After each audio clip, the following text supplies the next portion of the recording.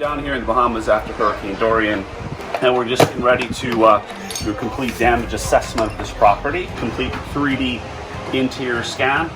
so our clients can actually come in and actually step into the virtual space and see the extent of the damage. It also is a great tool for our estimators that allows us to actually get in there and get the exact measurements